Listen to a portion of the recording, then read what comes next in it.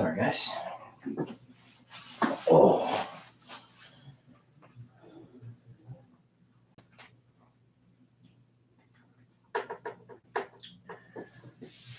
Hello. What is up, everybody? Hope everyone's having a wonderful night. Thank you for tuning in to the Big Blue Sports Podcast. Your host, Lando the Sports Mando. Got a great show for you today, guys and gals. We're gonna do a recap of all everything football from college to NFL, from Friday, Saturday, Sunday, and Monday, baby. Got a lot to get into there. And then we're going to cap it off talking about MLB baseball. Postseason is upon us. It will be starting in the next 3 weeks, and which teams are going to make it and which teams, unfortunately, will not. But before we get into the first topic, y'all, make sure, as always, you leave a like, leave a comment down below. Subscribe to your boy if you haven't already. It means the world to me. I really do appreciate it. I got to say, guys, it was a very productive day today. I did a lot. Really did a lot today. Very thankful. Had 5 people come out and play tennis today. That was awesome. Introduced a couple people to the sport. We had a blast. Then we went and ate out at a good old Casa Maria, a local restaurant right by where I live, and had a great time. Had a great get together. It was awesome. Having days like that, it really makes you feel. It makes you feel good. It makes you feel how precious life is and how important it is. So always make sure to have days like that. It really helps you mentally and physically. But hey, without further ado, guys, let's kick it off with the first topic. Bum, bum, bum, bum, bum, bum, bum, bum, bum. So, guys, we're going to kick it off with some little college football happening over the weekend. Had some good games happen Saturday. Well, I'm not going to touch on every single one of them, but just the main important ones. First one, Kansas State, Missouri. That was a terrific game. I picked Kansas State to win that one. Unfortunately, they lost on a last-second field goal from 61 yards away.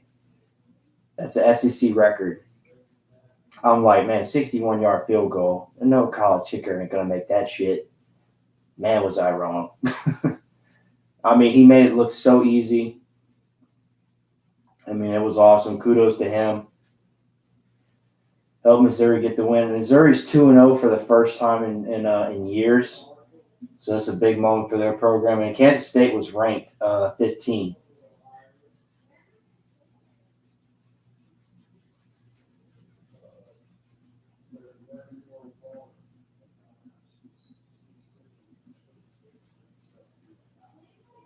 Yeah, so that's going to be a major blow. I'm not sure Kansas State will be knocked out of the top 25, but I definitely believe Missouri will be in the top 25 for sure.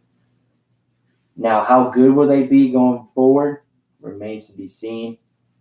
Kansas State is a really good Power 5 school, so, hey, I got to give Missouri their props. I mean, they hung in there. I mean, the weather wasn't the greatest in the game, so that affected it a good bit. Both teams were moving the ball very well, but towards the end, though, Missouri stepped up when it needed to. And, hey, the kicker for Missouri, he came in clutch. Memphis is his last name. I can't remember his first name, but Memphis, kudos to him, man. That was awesome. Unfortunately, though, like I said, I put Kansas State to win that game, so didn't make anything there. Oh, well, though. Hey, you live and you learn. I mean, that's the beauty of football, man. As they say, any given Sunday.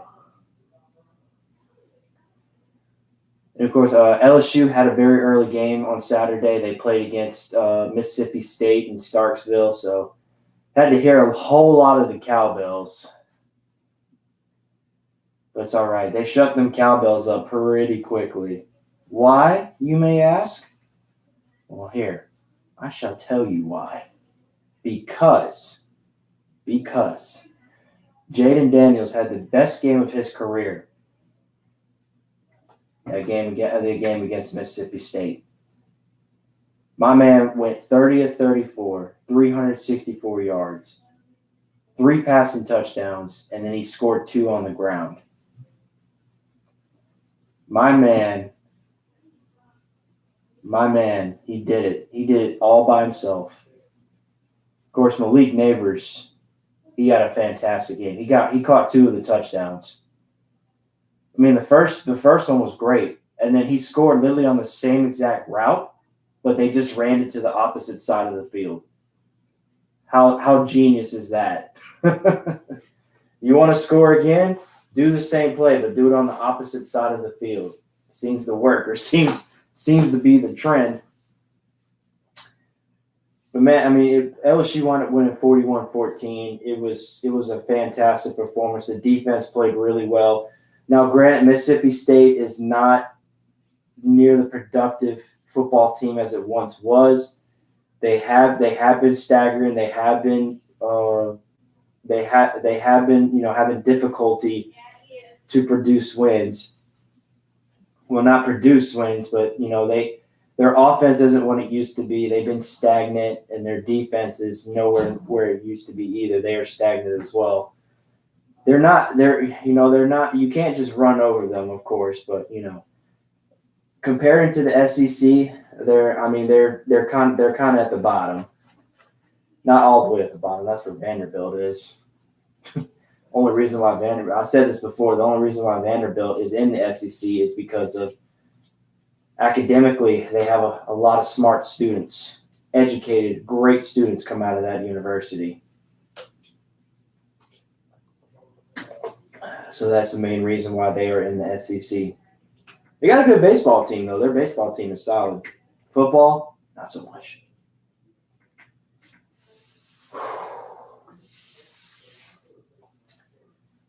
Yeah, but it was a dominating performance all the way through. I was really happy with how our team played. Honestly, I stopped watching it after the third quarter because I knew the game was over. I mean, once they put Nussmeier in the game, I knew it was over. Like, Mississippi State had no chance. They got Arkansas this weekend, which is crazy because they usually play Arkansas like towards the end of the year. But now they're getting them early in the year this time. So, hey, we'll see how that goes. The Arkansas Razorbacks, or as a former coach once called them, Arkansas. Frickin' Arkansas. Wah, wah, wah. Yeah, sad trombone there. Oh, boy. Oh, sorry about that. And then another good game I watched. I say a good game. Not really much of a good game. It was kind of close, and then they just pulled away altogether. Florida and Tennessee played each other. It was in Tallahassee, and the swamp, and it was, man, them fans were excited. They were electric, man. Tennessee had no chance from the moment they stepped onto the field. Like, it was, but Florida had complete control over the whole game. Trevor Etienne, which is the younger brother of Travis Etienne, who plays in the NFL for the Jacksonville Jaguars. Little brother Trevor, he's a running back for Florida, and he had a fantastic game. Florida was able to run the ball so efficiently. Like, Tennessee had no chance of stopping it, man. Like, Florida honestly could have ran the ball the whole game and they still would have won. But hey, that quarterback for Florida, I mean, he kind of got his right hand bloodied up a little bit, but hey, he still played. He toughed it out. So kudos to him. He played a really good game as well. He never turned the ball over. Didn't really put his team in a tough position. He played smart, fundamental football, and hey, that's what you want in your quarterback. Any quarterback that can play like that efficiently, you're going to win a lot of football games. But ultimately, I mean, Tennessee just couldn't get any offense going. I mean, Florida's defense just made it impossible. The Tennessee, it did look like they got it together in the second half, but I mean, it was too little, too late. I mean, they just could not stop Florida's momentum. It was tough. And unfortunately, I picked Tennessee to win that game, thinking because mainly, y'all, I saw how Florida struggled their first two games. Like, they lost to Utah 24-11. Their offense was putrid. Second week, I mean, they won that game. I mean, they got their offense going a bit, but, I mean, it was kind of against a small school team. So they was just like, I mean, did they get better? Did they not get better? We don't know. So I'm like, man, maybe Tennessee will come into the swamp and play a really good football game, give Florida a run for their money. Nope, complete opposite. And shout out to my boy Slade. He's a Florida fan. We actually went to a LSU Florida game 2 years ago. Great seats. And we were having a blast. He was swapping between LSU and Florida colors for a lot of the game. It was funny, but it was ultimately a great experience. LSU will be playing Florida this year in Baton Rouge. I am trying to go to that game. Right now, I got 3 tickets on reserve, so I definitely have plenty of people I can ask to come with me. I wanted my buddy Slade to come with me, but hey, he's a hardworking man. It's hard for him to get off. And guys, that's why it's very hard for me to get guests on here nowadays, because everybody's out there working hard, supporting their families, doing what they got to do. So, I mean, it is difficult, but hey, I can't blame them. Hey, they're living their life, they're doing what they got to do. And shout out to everyone out there that's doing their thing. Live life, enjoy it. Hurry up, boy.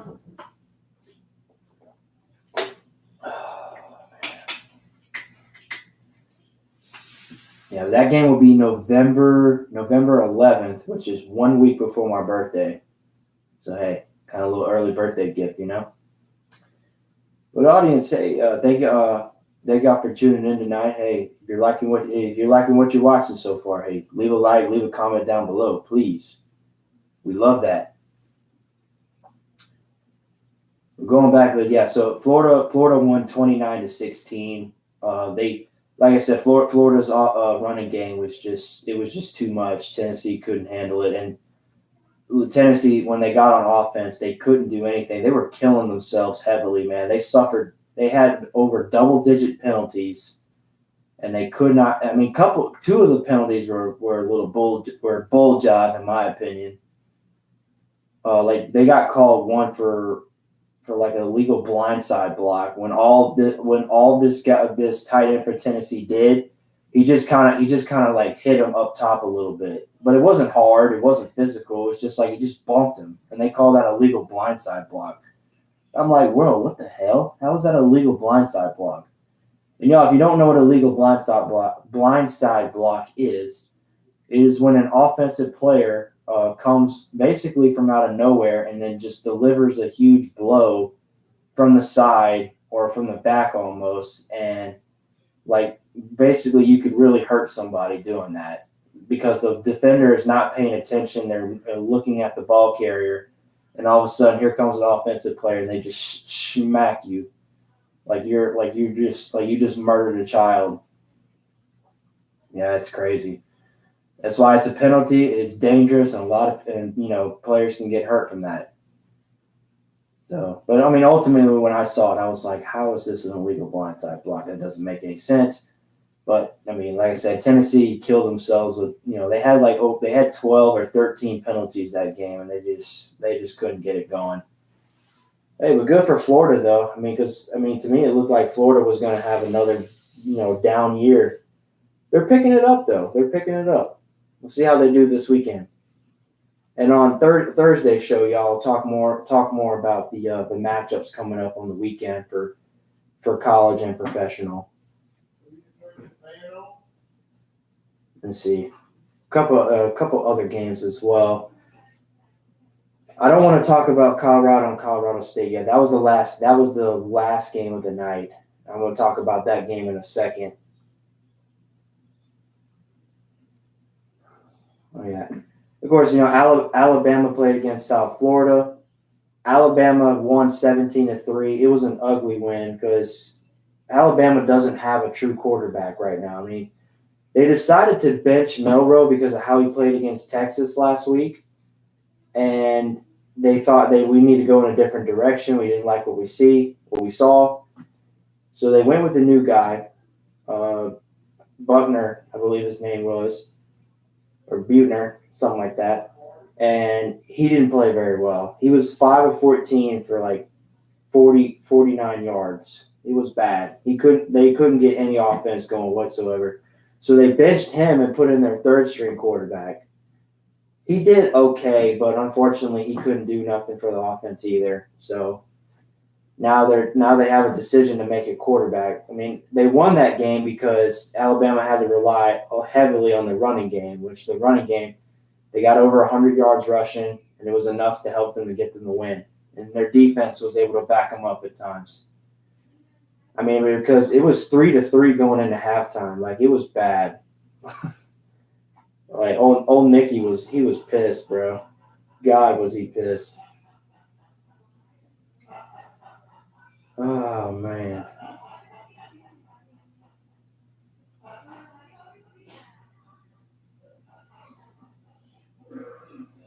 Yeah. They haven't made a decision yet, but they should make a decision either Wednesday or Thursday. I did read about it. Nick Saban will make a decision tomorrow or Thursday. Definitely will do it at Friday at the latest, because he's not going to announce it the day of or Saturday where all the games are about to go on. Ooh, ow. I'm saying my kneecap. But ultimately, sorry, guys. Let me sit up real quick.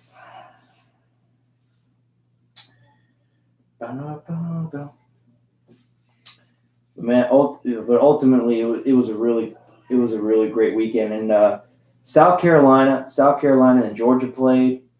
South Carolina they were up by 2 scores over Georgia. They struggled in the first half, but in the second half, Georgia came out swinging. Like, they were just a different animal. Kirby Smart, the head coach for Georgia, I don't know what he said to them boys in halftime, but man, they got it going. Like, the offense was like tick for tack. They were doing everything. They were doing everything right. They were running the ball. They were getting wide open receivers almost every play. Quarterback was playing a lot better, and the defensive side of the ball, they were locking it down. They did what had to be done, and unfortunately, South Carolina, they go to 1-2, which Spencer Rattler was a Heisman candidate this year, and his odds are slowly falling by the week. If South Carolina doesn't pick it back up, then we're not sure what's going to happen. And then Texas played against Wyoming. Same thing. Texas struggled a little bit with Wyoming. Wyoming got out to a good head start, but come the late in the second quarter, Texas just got a fire burning inside, and they were able to get back within it. They got the lead before half. They were up by 4. It's like 14-10. And in the second half, they never stopped. They had the momentum through the third and the fourth quarter. Wyoming had no chance. And Ewer, their quarterback, he was on fire. Played such a great game. So Texas remains where they're at. Florida State and Boston College. That was a great game, man. That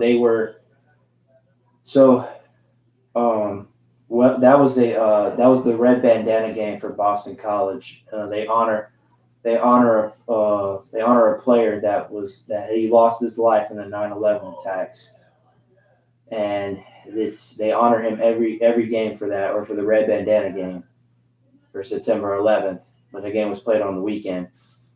So and his name was Rowdy Tellis.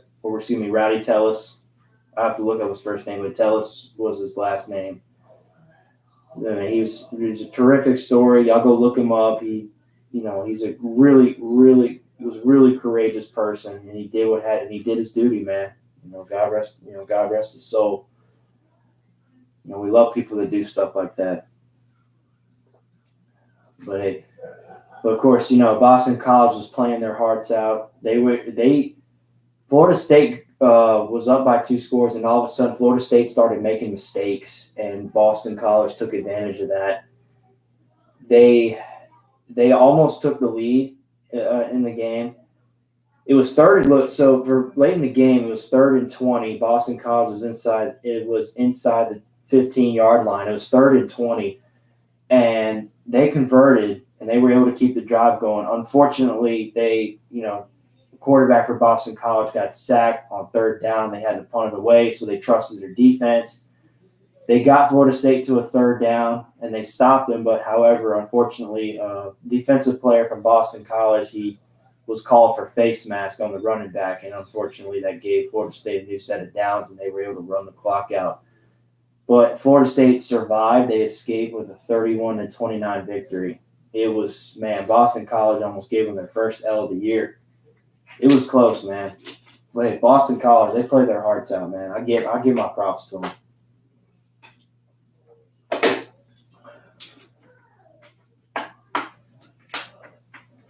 Yeah. Notre Dame won their game this weekend decisively. Ohio State also won their game. That's good, and it's going to be a great matchup this weekend. It's Ohio State and Notre Dame. Both teams are undefeated inside the top 10. Man, it's going to be a fantastic matchup. I can't wait for that. It's a prime time game too. So hey, under the lights. Whoo! Honestly, guys, I'm going to take Notre Dame in that game. I think Notre Dame. I truly believe that Notre Dame is the better team. Sam Hartman is having a fantastic year. He's a quarterback for Notre Dame, and he's been on the team for a while. He's a 6-year senior, redshirt, transferred. He's transferred from a couple different schools, and man, he's playing his heart out, man. He's giving everything he has. His teammates love him. His coaches love him. He's a true quarterback, man. I love him. I love to watch him play. And because of that, because of how great of a leader he is, I truly believe that he will help Notre Dame get the victory over Ohio State this Saturday. Be sure to tune in for that one. And guys, and then of course the last game of the night, Colorado and Colorado State.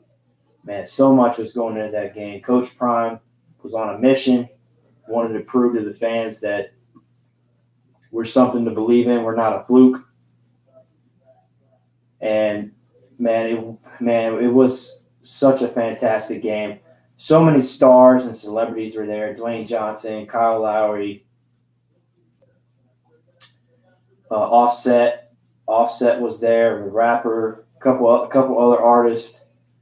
Dwayne "The Rock" Johnson was there. Man, it was awesome. Of course, the game wound up lasting a little over 4 hours because it wound up going into overtime. But man, just to kind of give y'all a quick synopsis of how the game went, it was really back and forth through the first and second quarter. Colorado was able to get a pick six by Shiloh Sanders, one of Deion's sons. He got a pick six, strutting down the field like his dad did back in the pros, back in the good old days. And they got up 7-0, but Colorado State responded, scored, made it 7-7. And then Colorado State started putting pressure on Shedeur Sanders, and he just couldn't get the offense going. And Colorado State, their offense, they were perfect. Colorado's defense was struggling. So what they did, they scored, took the lead 14-7. And then Shedeur Sanders got the offense rallied. They were able to score and match it, and it came 14-14. And then right before halftime, Colorado State scores 21-14. Beautiful pass by Colorado State's quarterback, Nicholas Fowler.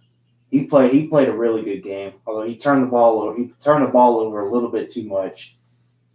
He turned the ball over two to three times, which that really helped Colorado get back into the game.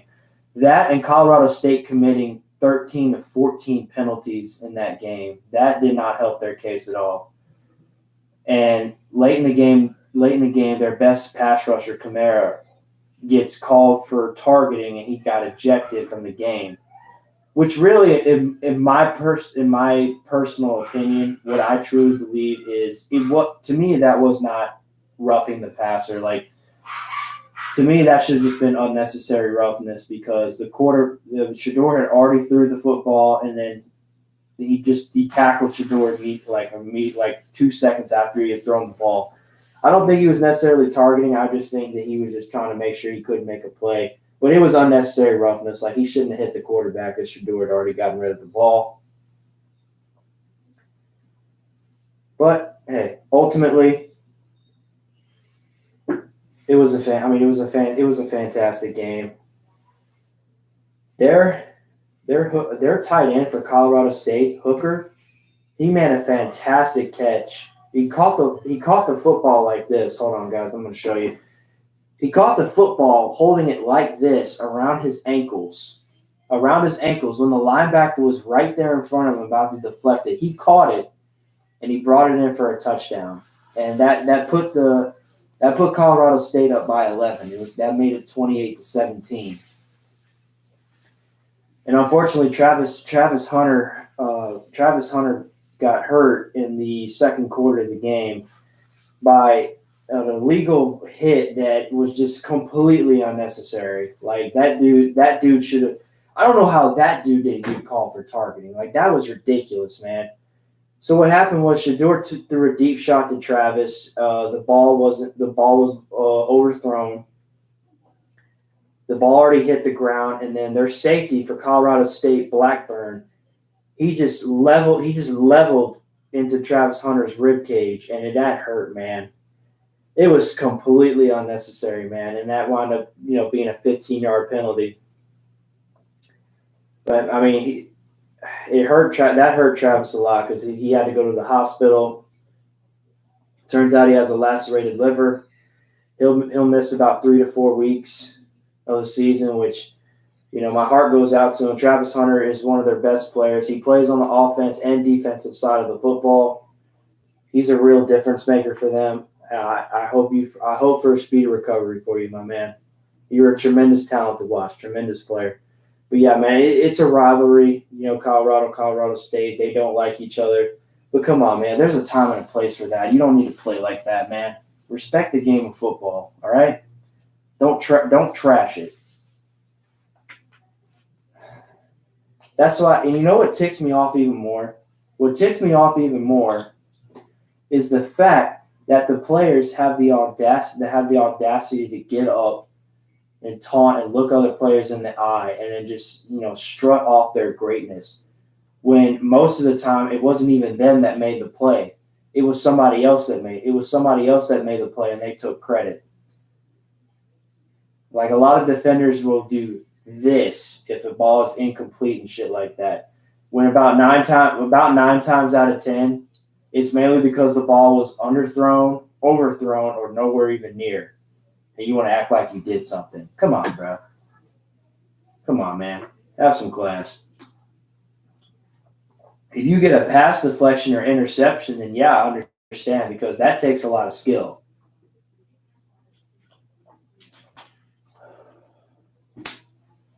Yeah, man, it's just it was just completely unnecessary.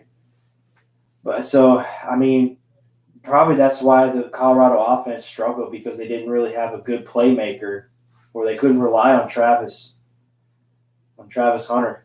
So, hey, it is what it is. They were able to overcome. I'll tell you what, man. When Colorado State went up 28-17, I was like, man, this is over. Like, they're gonna lose their first game. They're gonna go to 2-1. Nope. So after 28-17, they drove down the field. Colorado drove down the field. They kicked the field goal, made it 28-20. It was an 8-point game. And they got back on defense. Their defense made a play when it needed to. And then late in the game, Colorado State pinned Colorado at the 2-yard line. And there was less than a minute and 30 left to go in the game. It was like a minute and 16, something like that. So Colorado had to drive 98 yards in less than 90 seconds. And guys and gals, when I tell y'all, They did it. They did it. It was magic, man. It was like I was watching magic right before me. Shador was making fantastic play after fantastic play, using his legs, completing passes for 15, 20 yards, and then 25. And then finally he was able to find one of his receivers, Reaver, for a 25-yard strike. Dawson. Dawson made an unbelievable juke move, and he was able to get in the end zone, and they scored with 36 seconds left in the game. They scored, but I was like, man, they got to get two. They got to get a 2-point conversion. If they don't get it, this game's over with because there's not enough time. They don't have no time. They had no timeouts left or nothing. And, man, I tell you what, they converted on the most beautiful play-action play I've ever seen. They stopped. Faked it to the quarterback, and Harrison, who was the backup tight end behind Travis, when he came in, he filled that role so well. He was a huge playmaker. The drive before the 98-yard drive, before that, he came up huge. He helped that offense a lot. He caught the 2-point conversion, tied it up. Next thing you know, we're going into overtime. Which in college, overtime is different, guys. In college, they start from the 25-yard line, and they got just basically go 25 yards to either kick a field goal or score a touchdown. So both teams score on their possessions, score on their first possessions in overtime. It's 35-35. Well, so second overtime comes. In second overtime in college, if you score a touchdown, you have to go for a 2-point conversion. So no extra point. It has to be a 2-point conversion. So what wound up happening? So Colorado started with the ball first in the second overtime. They moved the ball well, and they finally were able to get into the end zone thanks to Harrison. Their backup tight end again. Shador making plays with his legs, keeping the play alive. He got it done. They scored, and they got the 2-point conversion. So it was 43-35. So now it was Colorado State's turn. Colorado State, they moved the ball well. They got inside the 5-yard line, but unfortunately on that play they got called for a penalty, man, a holding penalty. Those penalties, man, they hurt you. They hurt your team. You got to fix that. It's fundamental football. At pre-snap penalties or during play penalties, you got to minimize that. If you commit too many of those, you're not going to win many football games. Trust me. Watching the Dallas Cowboys last year and the year before, they were the most penalized team in the NFL for almost 2 years in a row. Yeah, they got to the playoffs, but they lost games because of how many penalties they commit. It hurt them, man. It hurt. But ultimately, they got backed up. They got backed up right back to the 25-yard line. It was a 4th down. All Colorado had to do was make one stop, and they did. They did what they had to do. Quarterback got picked off in the end zone, and then that was all she wrote. At 1:30 a.m. in the morning, Colorado beat Colorado State 43-35. What a fantastic game it was. And I was thinking, like, when Dion and the coach for Colorado State, when they were going to shake hands, I thought it was going to be ugly. Nah. It was the utmost respect for each other because they know it was a hard-fought football game, and, both teams left everything out there. But, man, it was awesome, man. That was probably the game of the year in college football. I know it's very early in the season still. There's a lot that can happen. But, man, that's a potential candidate for game of the year. I'll say that.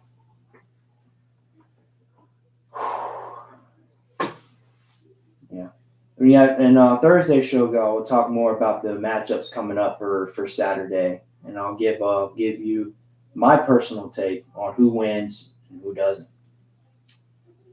And then now, guys, we're going to switch over to NFL Sunday and Monday Night Football. Had some good games pop up on on Sunday. Had some really good matchups.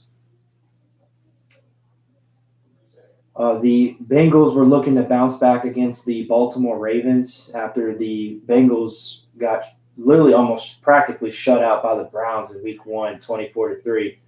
Joe Burrow played horrible, but they were looking to bounce back, which I believe they were. I truly believe they were, because every time the Bengals and the Ravens play, it's always a great game. Like, Joe Burrow just seems to go dummy against the Baltimore Ravens. I don't know what it is, but he just goes dummy.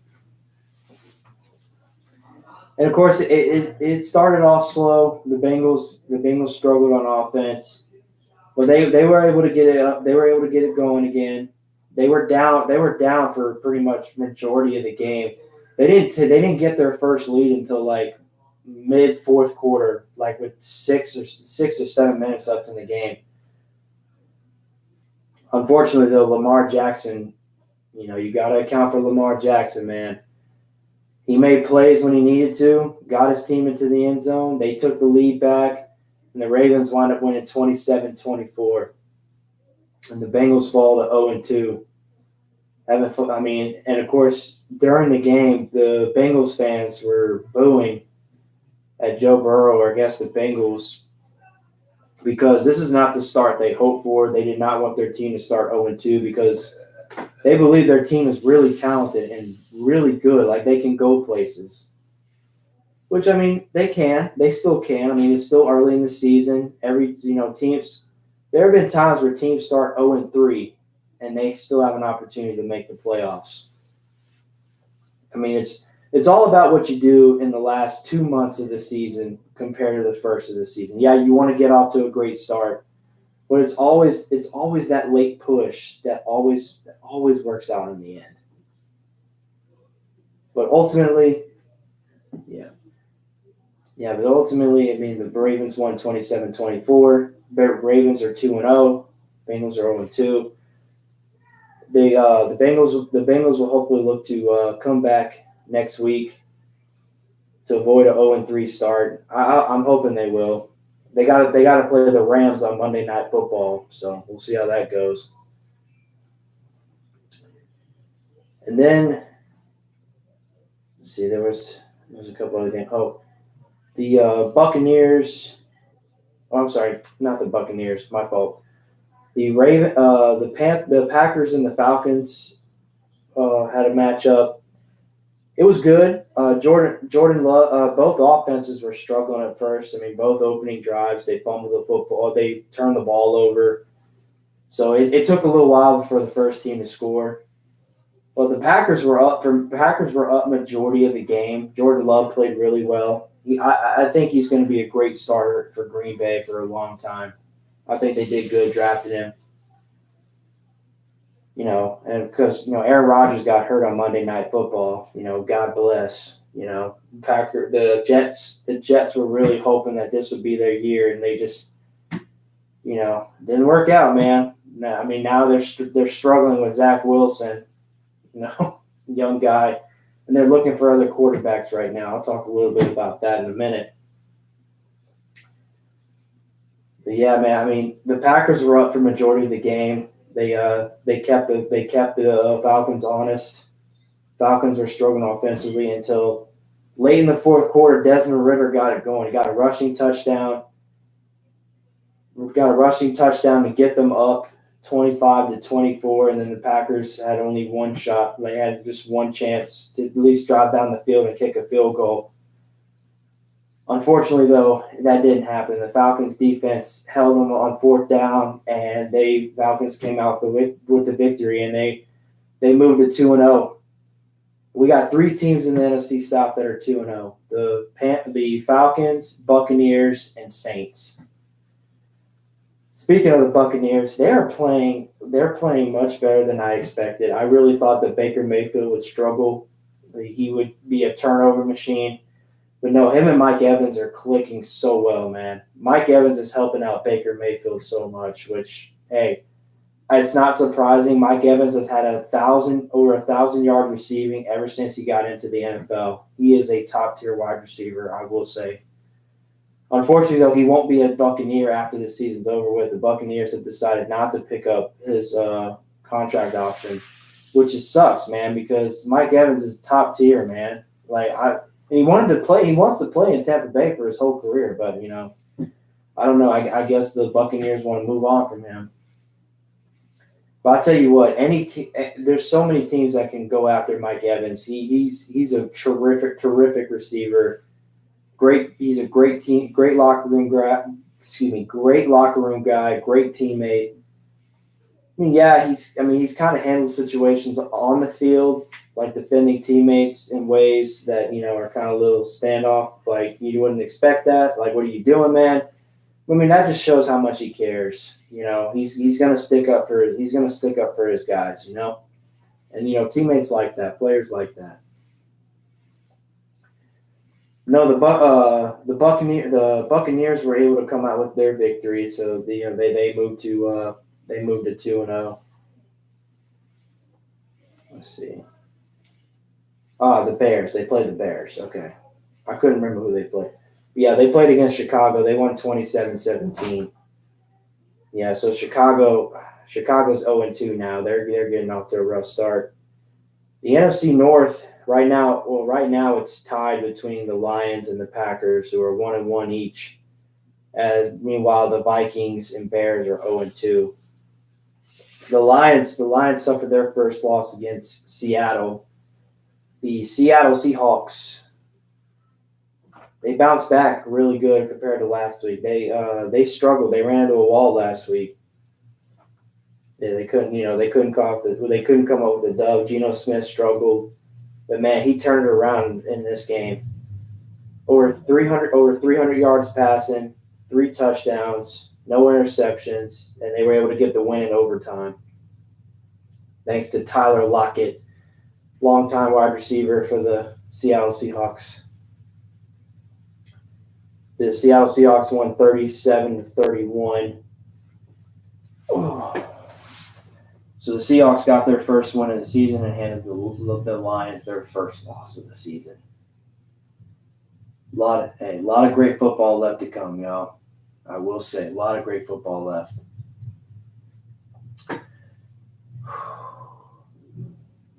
Let's see, and then a couple other games as well. The Cowboys and the Jets played, and of course the Cowboys defense was at it again. They were making life miserable for Zach Wilson. They picked him off 3 times. They couldn't get the offense going. The run, Breece Hall and Dalvin Cook, they fumbled the ball. They each fumbled the ball. More turnovers. Like, Dallas's defense was just all over the Jets the whole game. Like, they had no shot. Dak had a better game, but he didn't, like I said, for the second week in a row, he didn't really need to do much because his defense is just playing lights out football, man. The Dallas Cowboys have allowed the least amount of points in the first 2 weeks of the season since 1965, where they allowed only 9. They've only allowed 10 points in the first 2 weeks. It's safe to say they have the best defense in football right now. But hey, let's see. I really want the Cowboys to play an actual good team and see how they match up, like Kansas City or, Buffalo or Philadelphia. I would like to see. I can't wait for them to play Philadelphia. See how Jalen Hurts plays against that defense. Yeah, but the Cowboys won 30-10. I know that for sure.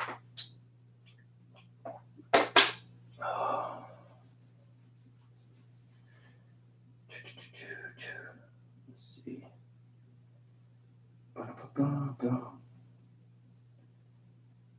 Okay. Yep. All right. So the Chiefs, and then after the Bears and Buccaneers, it was the Chiefs and Jaguars. The Chiefs, they won 17-9. It wasn't a pretty game by any means, but hey, Kansas City was able to get back on track. Travis Kelce played this time. He didn't really contribute much because I think he's still kind of hurting a little bit, but he wants to get back on the field as soon as possible. He did help out, though. He did help out for sure. And then, of course, the Jets defense, they played really well against the Jaguars. Trevor Lawrence couldn't really do nothing on the offensive side there. And they made, Chiefs defense kept their running game stagnant. So, yeah, it wasn't a high-scoring game, but the Chiefs got the job done. Oh, excuse me, y'all. They were also able to run the ball, too. Jared Cook had over 100 yards rushing on 17 carries. So, hey, the Bills were able to turn around. Like, they needed this. After getting embarrassed on Monday Night Football, Josh Allen came back really well. They won 38-10. And after I saw the press conference, Josh was like, he was happy. He was super excited. Like, yeah, we're back on track. We got this. We get this going again. So we'll see. We'll see how it goes. The Titans beat the Chargers in overtime, 27-24. I mean, the Chargers are 0-2 now, which that's disappointing because, I mean, the Chargers have a great squad.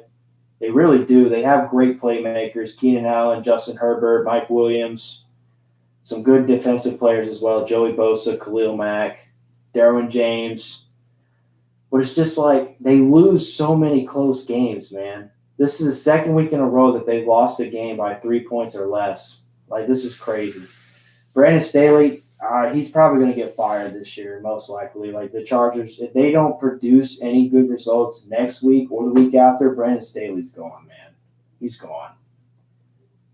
And then the 49ers and the Rams, 49ers won 30-23. The 49ers offense, Brock Purdy had another great week. Started off a little slow, but he got it going in the second, third, or fourth quarter. And of course, it helps to have a lot of great playmakers on your side with Christian McCaffrey, Deebo Samuel, Brandon Ayuk, George Kittle, Jawan Jennings. Like, they got talent, man, and that helps out Brock Purdy a lot. He's got so many options to go to, even the Christian McCaffrey in the passing game. Yeah, so they won 30-23. And the Rams defense played really well. They put Matthew Stafford on his heels a good bit. He struggled. He threw a pick late in the game that pretty much sealed it, and that helped the 49ers get the advantage, go up by 10. Then the Giants and the Cardinals. The Giants won on a walk-off field goal, 31-28. They needed this bad, but we'll see how they are going forward. Saquon Barkley, unfortunately, he got hurt late in the game. High ankle sprain. He'll miss a couple weeks. I mean, he was frustrated, man, because he wants to play. He wants to show off that he's gotten better, that he can play. I feel for him, man, because he wanted a big contract, and the Giants were hesitant to give it to him because they didn't know if he could stay healthy. But ultimately, the Giants won the game. But I mean, their rushing game, I don't know how good it's going to be now that Saquon's going to be out for a couple of weeks. Of course, the Cardinals they fall into 0-2. I honestly don't know where they can end up. I don't expect them to win the division this year because Kyler Murray is taking time off from the team, get his mind right. Hopefully he can grow up. And then another late game, the Commanders and the Broncos. My God. So the Broncos were down by 11 points, 35-24. Their defense was getting cooked for pretty much majority of the game. And then the Broncos, they were inside the red zone. They couldn't cash it in because Russell Wilson's being Russell Wilson and not playing like he did in the past with the Seahawks. To me, he's on the ass end of his career. I'm hoping Sean Payton can help him, revive his career. Hopefully he can. Otherwise, Russell, you're probably going to have to retire in the next 2 years, my guy. But they kicked a field goal, so it was 35-27, 8-point game. The Commanders got the ball back. They ran it all 3 times. They got stuffed. Broncos had enough timeouts to stop the clock. Ball gets kicked back to them. So the Broncos have one last chance to get into the end zone, tie, score and get a 2-point conversion to go into overtime. They got the ball with about 48 seconds left, and Broncos are moving the ball. They're making Russell's making plays. He's doing what he's got to do, and then they get to the 50-yard line where they have literally less than like 4 seconds left in the game, and it's just a Hail Mary play. And Russell just heaves it to the end zone, and it's a long throw. It's in the air for a good minute, and then it comes down, and it hits a Washington Commander player in the shoulder pad, bounces off of that into 2 Broncos receivers that are standing behind all of them. One guy tips it, and then number 89, I think his name is Ham, he catches it in the end zone on the last play of the game. So the Broncos score with 0 seconds left on the clock. So now it's 35-33. They got to get a 2-point conversion to keep the game going. So they run a 2-point conversion, and Russell throws it in towards the back of the end zone on the right side, and tight end doesn't catch it. He's looking for a flag. Honestly, watching the play over and over again, it does look like the Commander defender. He did tug on him prematurely. It should have been a flag, in my opinion, because he did impede him. But it was so fast in real time. It was so fast, and they can't overlook it. So unfortunately, after scoring on that last play, all that hype, all that happiness, they couldn't convert on the 2-point conversion, and the Broncos lost 35-33, and they fall in the 0-2. So damn, you hate to see that. I mean, it's not Sean's fault. It's not Sean Payton's fault. He's doing everything he can. He's doing the best he can, y'all. And then the Sunday night game, the Dolphins and the Patriots. It was a good game. The Dolphins looked like they had complete command for a majority of the game, and then the Patriots started roaring back. Unfortunately, though, the Patriots defense caved late in the game, and the Dolphins got up 2 scores. The Patriots responded, but they couldn't get the ball back enough to tie it up. They did. Hunter Henry caught the ball. They had to pick up a first down.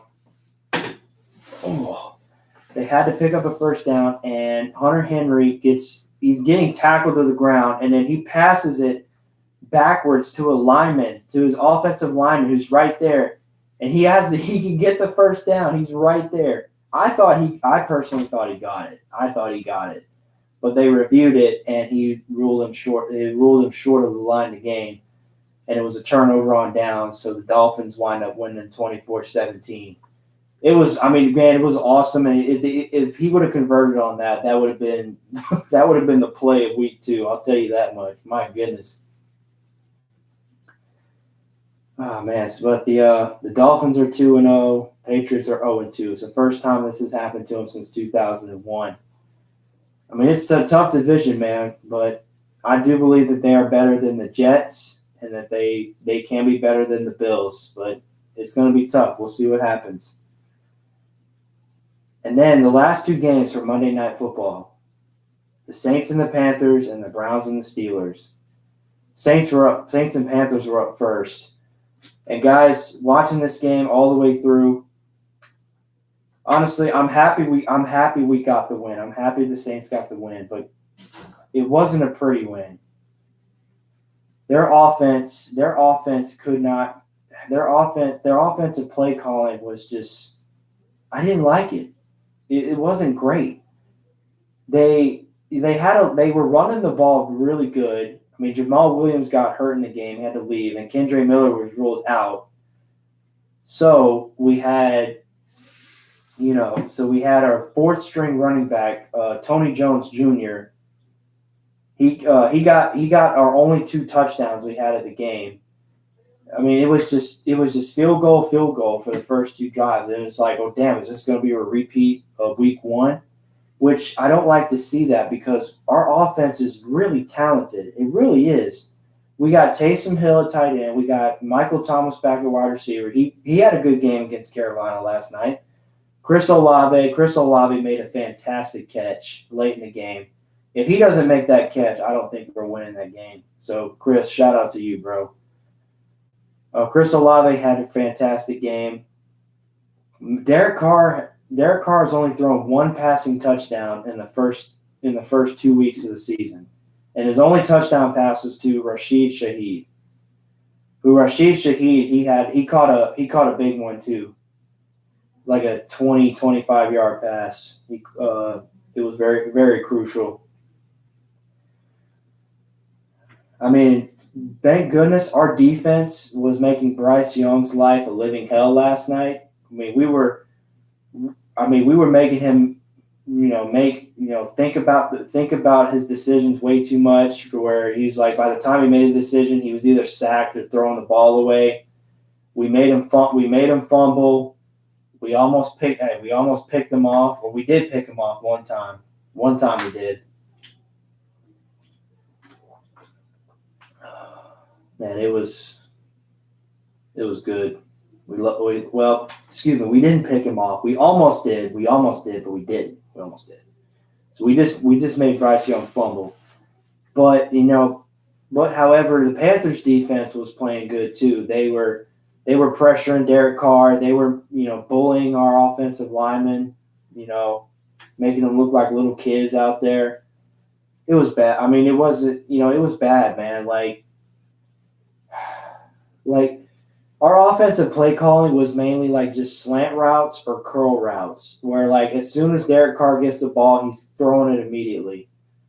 Like, bro, I don't mind that. I don't have a problem with that. But man, we can't do that every time we pass the football. Every time we pass the football, we can't just keep doing like curl routes or slant routes.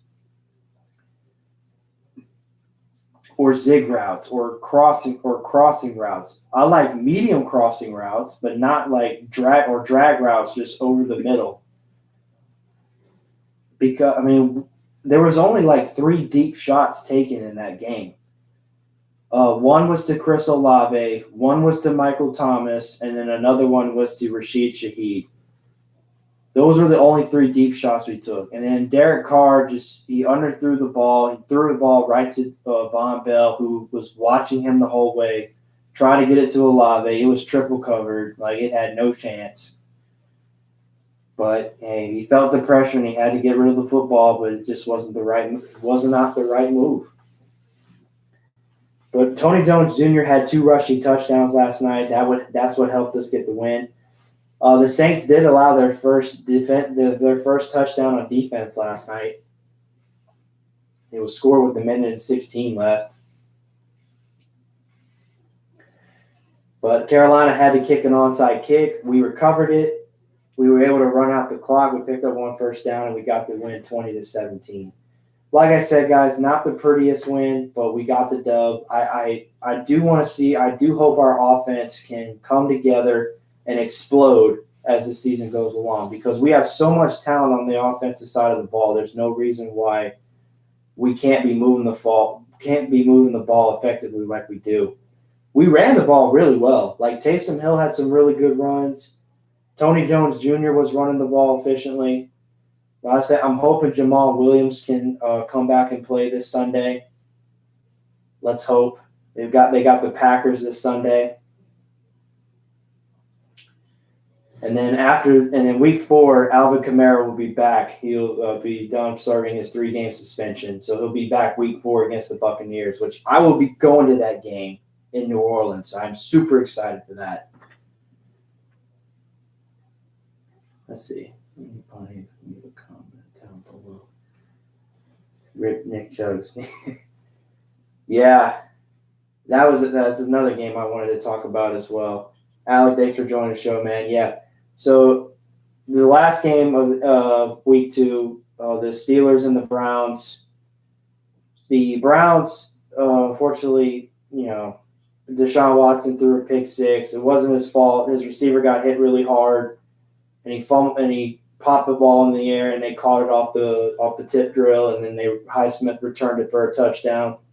So the Steelers got up early 7-0, but the Browns were answering. The Browns were doing really well. Their defense, was making Kenny Pickett's life miserable. Myles Garrett, a couple other players just getting after him. They're forcing turnovers. They made Pat Freiermuth fumble the football. It was crazy, man. So And then unfortunately, Nick Chubb, man, I pray for your recovery, bro. So Nick Chubb is out for the rest of the year, and I know that's upsetting to a lot of fantasy owners. What happened was Nick Chubb was just running this simple run play. He got tackled high, and then a Steelers player hit him low, but unfortunately, he hit like his knee area, and his knee bent in the opposite direction. It was so disgusting. They didn't even want to show it on the replay. It was bad, man. Nick Chubb had to get carted off the field, and that's tough, man. An injury like that is very hard to recover. That's hard to recover from a running back. But I'm hoping he can come back next season and still be the same productive back as he was in years prior. But man, I'm hoping for a speedy recovery for you, dog. Get well soon. But they still were able to run the football well. D Ford came in, did a fantastic job. He's going to be the running back for the Browns going forward. And I do believe a lot of fantasy owners will be picking him up and putting him either as a starter or on the bench when they need him to. And we'll see where it goes from there. The Browns, unfortunately, they wound up losing the game 26-22. Amari Cooper, they had some good plays to Amari Cooper. He had a great game. I'm actually thinking about starting him this week because his production has been great in the first 2 weeks of the year. And what happened was Deshaun Watson threw it to his back. He fumbled the football, and it was recovered by T.J. Watt, and he took it for a scoop and score, and that was the deciding factor. And unfortunately, Cleveland they couldn't recover from that. So Steelers defense helped out the offense. Kenny Pickett's been struggling the first 2 weeks. But, I mean, that's to be expected. I mean, they got Najee Harris and Warren. But, I mean, you can't really rely on the run game so much all the time in the NFL. It's difficult. But, hey, hopefully Kenny Pickett can get it together because I don't know who else Pittsburgh has an option at quarterback. I know they don't want to go to Rudolph. All right. Oh. But, yeah, guys, it was an exciting week 2. A lot of stuff happened. A lot of things happened here and there. But, yeah, ultimately, I mean, I'm happy that my Saints are 2-0. If your team is doing really well this year, leave a like or leave a comment down below on who your favorite team is. Or if they're not doing great, comment down below what they could do better. Well, guys, here. Enough about football. Let's move over to the next sport. Be a little brief with this. The MLB postseason is coming up. There's only 3 weeks left in the regular season. My Padres are officially out. They had a horrible year this year, and that's all I'm going to say. The more I talk about it and say it out loud, it just makes me want to throw up in my mouth. All that talent, and they finished 4th in the division. Sick. But yeah, but the division leaders in the NL East is the Atlanta Braves. They have the best record in baseball right now with 96 wins. Excuse me. And then the NL West is the Los Angeles Dodgers. No surprise there. And the NL Central is the Milwaukee Brewers. However, though, the Cubs are sneaking up right behind them. So they do have a shot, but right now the Milwaukee Brewers are the champions of that division right now. So shout out to them. And then the AL side, it's close. In the AL East, it's close between the Rays and the Orioles. But I do believe the Orioles will take it. They won better. They won a lot tougher games than the Rays have, and I do believe they'll finish with a better record than the Tampa Bay Rays. The Orioles are just really talented, man. Adley Rutschman, Cedric Mullins, Felix Bautista. A couple other good guys, man. Like they have a really good roster.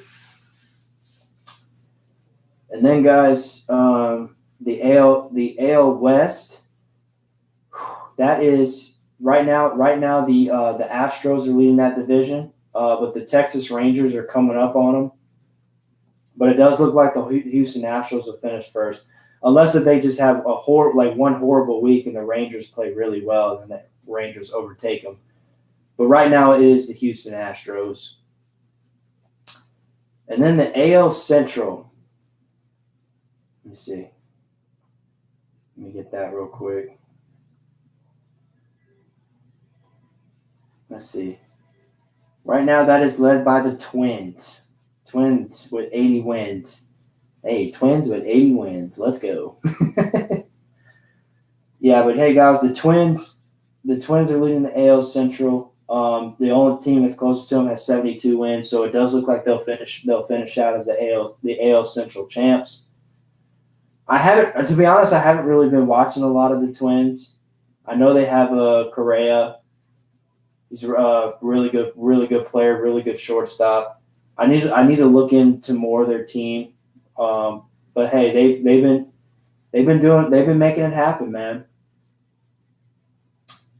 Yeah, but ultimately, those are the top three teams or division leaders in the AL and the NL, and of course, you got your playoff teams that have a shot as well. For instance, the Giants, the Diamondbacks, the Cubs, the Reds, and a couple other teams as well. But hey, man, it's exciting. It's exciting. This will be an exciting last 3 to 4 weeks of baseball. We'll see who comes out on top. We know who the division champs are going to be right now. Well, we'll see who has what it takes to make a wild card spot and keep pushing forward.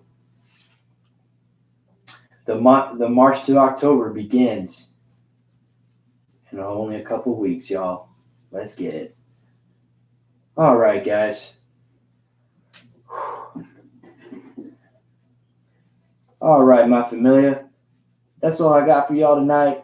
Thank y'all so much for tuning in. I really do appreciate it as always. Make sure you leave a like, leave a comment down below, subscribe, share this video, like this video, do all that great stuff. We love it. We appreciate it. And guys, like I said, this Thursday, I'll have another great show for you guys. I'll give all the matchups coming up for Saturday, Sunday, and Monday. I'll give you my personal take, who will win, who won't, and what can this team do to actually win. It's going to be a good show, y'all. But make sure y'all tune into it, and then all the next 2 shows next week and the week after, and so on. But yeah, guys, y'all have a wonderful night. Thank y'all so much. Peace. Mm-hmm.